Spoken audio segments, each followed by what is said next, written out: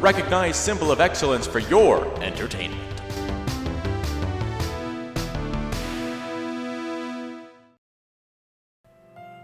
Season's greetings. Happy holidays. Merry Christmas. However you want to say it. From Machino Music Films.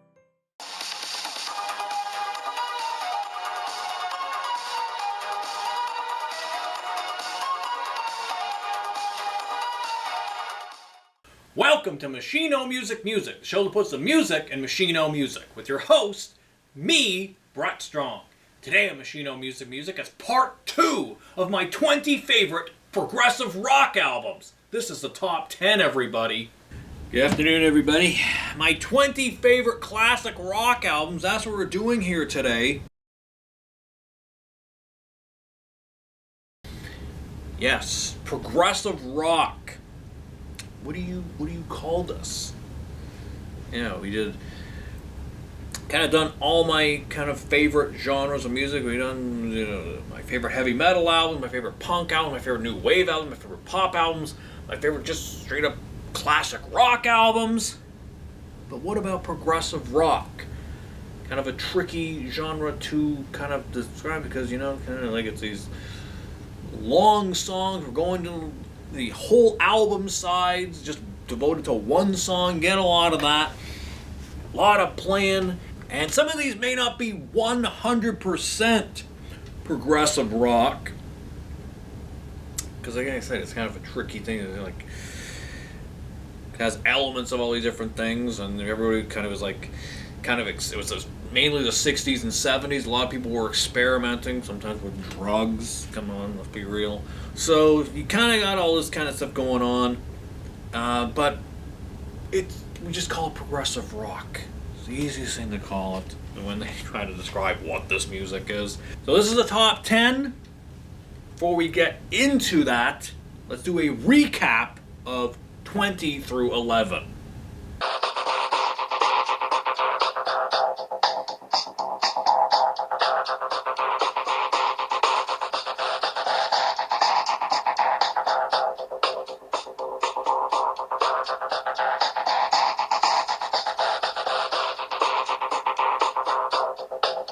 Okay, there you go. That's 20 through 11.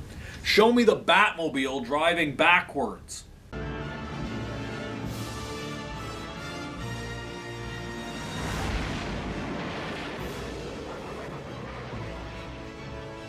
Okay, there you go. The Batmobile driving backwards. All right, these are my 10 favorites. If you don't hear your favorite, don't worry about it. That's cool. These aren't ranked in a particular order, no particular order. I just want to talk about these. Getting all that out of the way. Talking 100 miles an hour, I know, because I'm excited. I get to talk about progressive rock. So let's get into it here. Number 10, I'm going Frank Zappa, The Grand Wazoo from 1972. You could call this prog. And that is probably one of the most progressive Frank Zappa albums. He got a few that kind of go into progressive rock. Frank did a bit of everything. And, this is 1972. This is like a later incarnation of the Mothers of Invention. And this is just, there's definitely some prog on here. The Grand Wazoo, the title track, is definitely prog, really cool. Cletus Auritus Auritus, I always really like that, really fun instrumental. Eat That Question, really cool, dig it. Blessed Relief, For Calvin and his next two hitchhikers. And a fun tune. If you're going to call it, Frank Zappa is always very hard to kind of categorize. So you could call a number of his albums progressive rock, as I said, but I decide this one's kind of the most progressive, and yeah, always one of my favorite Zappa records. This sort of like the later Mothers period, kind of starting to go into the 70s, and he was like in a wheelchair recording this. It was when he got pushed off recovering from he got pushed off a stage. Yeah, I think he was still in a wheelchair recording a lot of this. He was really messed up. Thankfully he recovered and got to live for many more years. The guy never stopped working. It's insane the amount of records he put out. And this is one of the great, I think, early 70s Zappa records. So the Grand Wazoo. Now this one, people might say, what the hell are you doing? But I'm including this. I know people think this is controversial, but 1978, Kate Bush, The Kick Inside. Kate Bush could argue was progressive rock, or at least progressive pop. That's what they called her music, progressive pop. She was discovered by David Gilmour of Pink Floyd. He was kind of her big advocate. And this is just a great record. I mean, the first three Kate Bush records, I think, are like the best. I mean, everybody kind of got back on Kate Bush. One of the first shows we did here was on Kate Bush. And just that big phenomenon from Stranger Things, the Running Up That Hill, Hounds of Love album, which you still cannot find. I mean, everyone bought up that record. Every copy of that record, I haven't seen any of them in a record store for quite some time. And it's because everyone bought them up. But really, you still see these records. And this one, I just love The Kick Inside. This is her debut. Nothing else sounded like this. Definitely, I would call this progressive rock or progressive pop. So many elements on here. One of my favorite Kate Bush songs, Wuthering Heights, is great. That was kind of the hit off of here. James and the Cold Gun, Them Heavy People, love that song. Yeah, Kate Bush, a little progressive pop, you could say. Might be a little controversial, but I'm including it because I love that record. Gives me another chance to talk about it. All right, from 1975, Argent Circus. That's this album. I found that I was looking all over for it. I couldn't find. I knew I had a copy of this, and it was in this 2-pack of Argent. Love Argent, so I was looking all over. I blew my stack looking for it. Then finally, I found. Oh, there it is. I remember it had a blue spine and yellow lettering, and it was, yeah. I could have gone too with the first Argent record, which is also included in this collection, but Circus was always my favorite. I love that it has a theme. I love that it's a theme. All Circus songs. Title track I love, High Wire, Clown, Trapeze, The Jester closing it out. It's just all these, I love the theme. And while we're here, because it's right in front of me, I mean, the first Argent record, too, is great. One album per band, and I'm talking about this other one because it's right here in front of me. Love Argent. And there's a great progressive rock band. A couple other Argents I could have gone with, like I said, but I mean, I always really like Circus, and that's this album cover right here. The guy, the gold man on the high wire. So Argent, Circus. Or you gotta have an album by this band. Fragile by Yes, 1971. I know an obvious one. Had their biggest hit, Roundabout. But I mean, Yes is such a great band. They were another one of those prog bands, because a lot of the prog bands had to go mainstream. They had to have that, they wouldn't have survived in the 80s if they hadn't gone. So a lot of them trying to, and Yes was one of the bigger ones, kind of along with Genesis, who got this massive hit. And they had the big hit with Owner of a Lonely Heart. But this was kind of their big breakthrough, because it did have the big hit Roundabout, which you still do hear on the radio today. That's a great song. But some of the others on here. South Side of the Sky. Wow. The Fish I always really liked. Heart of the Sunrise. Yeah. It's always been one of my favorite. This is also the first Yes album I really heard too. So it kind of holds a special place for me, because I kind of really heard this one. And a lot of it because I heard Roundabout. What's that song? It was on commercials for compilations, great 70s songs. And I do like that song. I know it's overplayed, but I still do really like that tune. And yeah, I had to have a Yes album. Rick Wakeman. Love Rick Wakeman. Unbelievable player, and really funny guy, and also just really creative. Love Rick Wakeman. All right, How about Alan Parsons' project, I, Robot, 1977. Alan Parsons, another band. Like, what do you call Alan Parsons? I mean, he kind of got it. He's kind of one of those guys, like in the 80s, had to keep, he kind of did a bit of everything, but he went in kind of the new wave direction, so he has a few albums you could call new wave. One of my favorite new wave albums, I had Ammonia Avenue as one of my favorite new wave albums. This is one of my favorite new wave albums because But Alan Parsons was kind of a pioneer on what would become new wave and a lot of the synth music of the 80s. And this record is just one of the greatest sounding albums, and definitely you could call it prog. I mean, there's really nothing else like this. The whole concept of like the machines, very relevant today, actually. Very relevant today. The kind of the themes on this record, machines taking over. But some great tunes on here. Wouldn't Want to Be Like You, love it. Don't Let It Show, beautiful ballad. The songwriting, phenomenal. Day After Day, The Show Must Go On. Yeah. And there's recently a newer version of this, but I don't believe it has the bonus track. I love the bonus track Boules. I think that's how the Boules. But it's just like an experiment, just kind of I don't think it's on the new release remaster of this. I don't think it even has a lot of these same bonus tracks are on this edition. And this is from, when the hell is this from? This is from 2007. But yeah, love this. Love Alan Parsons' project. And I mean, like, you can include them. What do you call Alan Parsons? I mean, let's call him progressive rock. They could be on a number of different lists because they're really hard to find. Really hard to define what they really are about. All right, we've mentioned this band a few times because you can't talk about progressive rock without talking about Genesis. And I decided to go Foxtrot from 1972. I mean, really, what? Peter Gabriel, Phil Collins. They were still in the band. They were or Gabriel was still in the band at this time.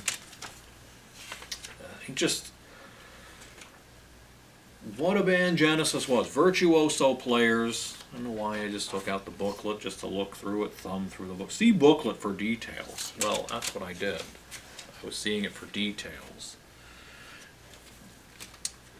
But, yeah, we did a Genesis 80s album ranking here. I could do a Genesis 70s, I guess. Have all those records. But, I mean, Timetable is one of my favorite Genesis tunes. Probably what puts this one on my list. I love that song. It's one of my favorite Genesis tunes. But this one has this big, sweet, Supper's Ready. It's all these different parts. It's like 7 parts, all to it.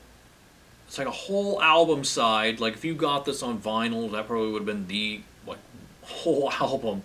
That whole one side. 22:58. They're just playing virtuosos, amazing playing. Yeah. No other band like Genesis. Kind of one of the definitive progressive rock bands. And Phil Collins. You forget what a monster drummer Phil Collins was. If you only know Phil Collins, like 80s, like everybody knows In the Air Tonight, Susudio, these songs, these big, you forget, like, before he was that, he was this.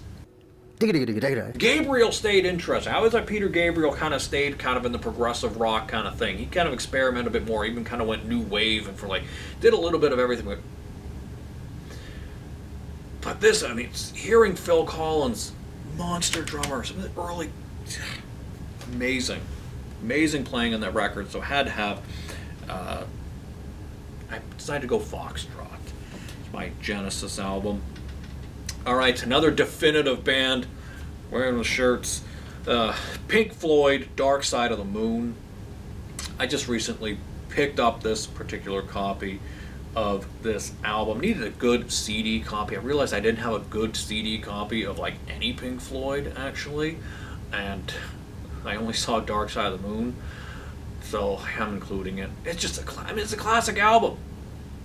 I mean, time alone makes this one of my all-time favorite albums. That, I think, that's my favorite guitar solo ever. That David Gilmour guitar solo on Time is what really got me into Pink Floyd. And that's an amazing guitar solo. I mean, it's very simple, but it's just like kind of how it sounds. I heard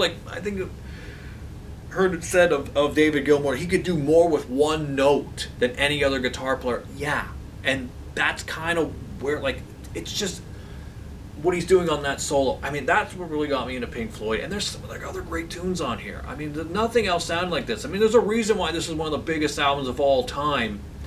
And if you know any progressive rock band, and you're a favorite, I mean, like, well, I don't like progressive rock. Oh, these are really long time. If you like Pink Floyd, you like progressive rock. It's just one of those bands, one of those albums. I mean, they're like the biggest progressive rock band, because they had this massive album. A lot of other great Pink Floyd records, but I know this one's obvious, but I had to go with it. Classic album covers coming out of the shirt. There's the prism coming out. Great. All right. Just recently saw these guys in concert. Kansas. Left Overture, 1976. Just recently saw Kansas, and none of the original members, but a great band. Still great to see them. Maybe they have a lot of their session guys. I think some of the players maybe left from the 80s. I mean, some of the original members have passed away or are just unable to tour. Like Richard Williams is unable to tour.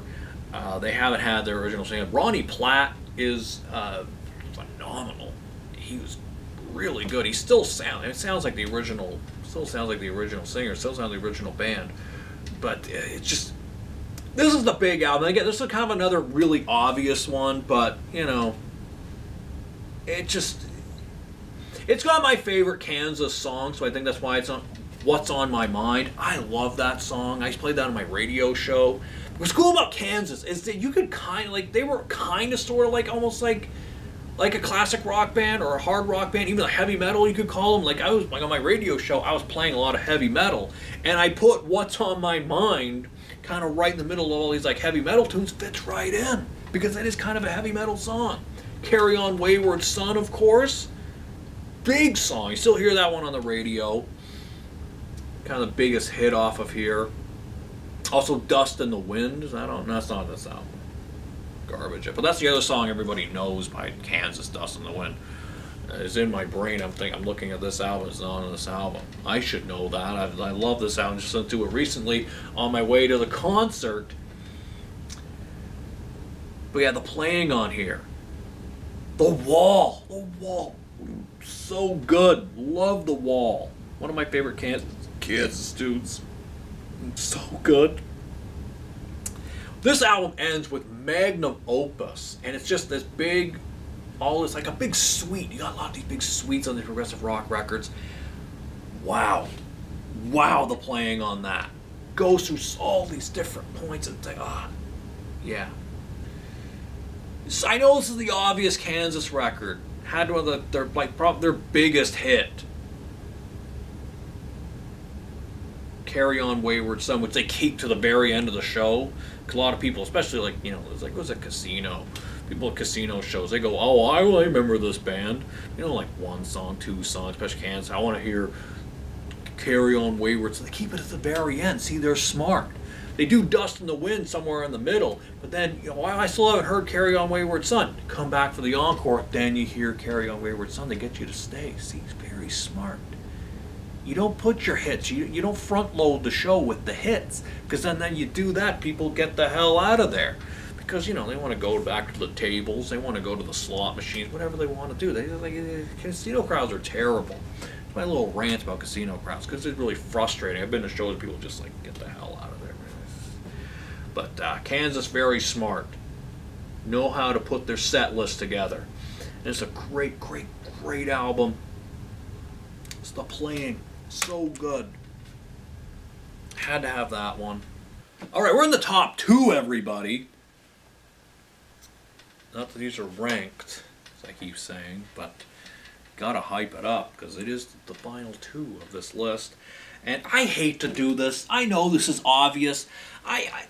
But Rush, Moving Pictures. I had to have a Rush album because I'm Canadian, and you know, if you're not a fan of Rush in Canada, you better pack your bags and get the hell out because you could go to jail for not being a fan of Rush. I mean, there's like a few that you get. Rush, it's like there's like I think the greatest Canadian band of all time. That's just me. I might not be the I'm not the only one who believes that. Too, but I love Rush, and yeah, I know this album's so obvious. It has like I was looking at the Rush albums, and it's just like, what one should I pick? There's so many great ones, but I just keep going back to this album. Yeah, I know Tom Sawyer is like so overplayed, but I still love that song. It's like the only Rush song you still hear on the radio, especially here in Canada. You hear it like every hour on a rock station. It's so good. I just love I still love Tom Sawyer. YYZ or YYZ, as we would say in Canada. I should say it properly. YYZ. Limelight, of course. The Camera Eye, so good. Witch Hunt, great, love Witch Hunt. And Vital Signs. Rush going back out on tour.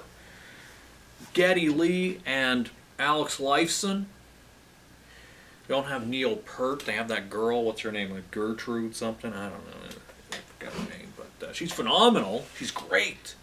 We were kind of a little skeptical. What the hell is this? Rush said they weren't going to, but we're going to do a tribute to Neil Peart. I mean, nobody can replace Neil Peart, but this girl's really good. She's really good.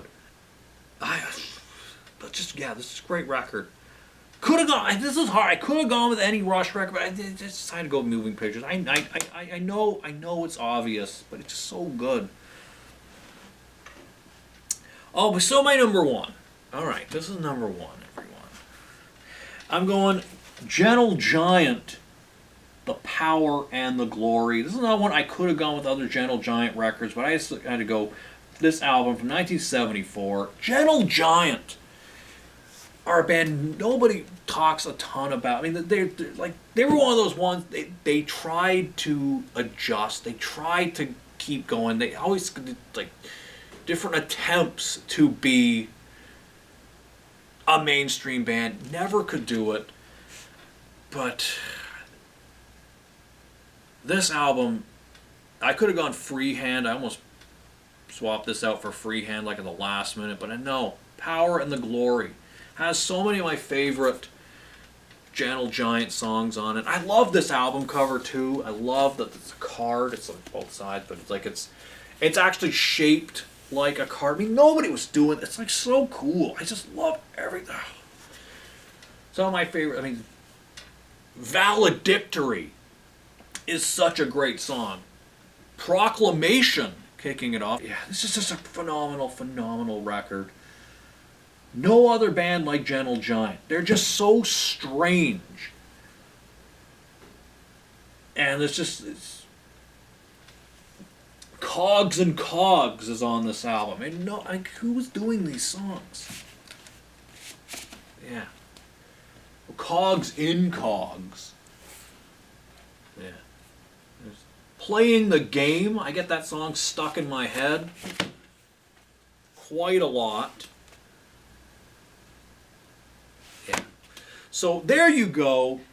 My 20 favorite progressive rock albums. Around this time of the year, I like doing these kind of like sort of taking stock kind of inventory, kind of like, all right, let's do our 20 favorites around the holidays. I like doing this.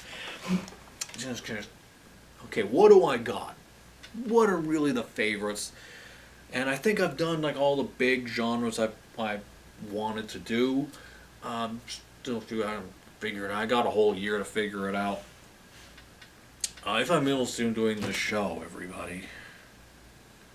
I hope so. I'm still having fun doing it, and I've had a lot of fun talking about progressive rock because I get to talk about these albums a lot. We're mostly talking about, it's progressive rock, such an interesting genre to talk about because there's stuff that maybe could be, and then he's like, it's just, yeah. So dig it, progressive rock albums. Again, if you didn't hear your favorite album, don't worry about it. These are my favorites. It's cool. I didn't miss anything. They're just my favorites. It's just fun to talk about these. So if you're a progressive rock fan, if you're a fan of any of these albums, part 1, part 2, I hope you enjoyed this. That's it for this week. Until we meet again, this is Brett Strong saying good journey.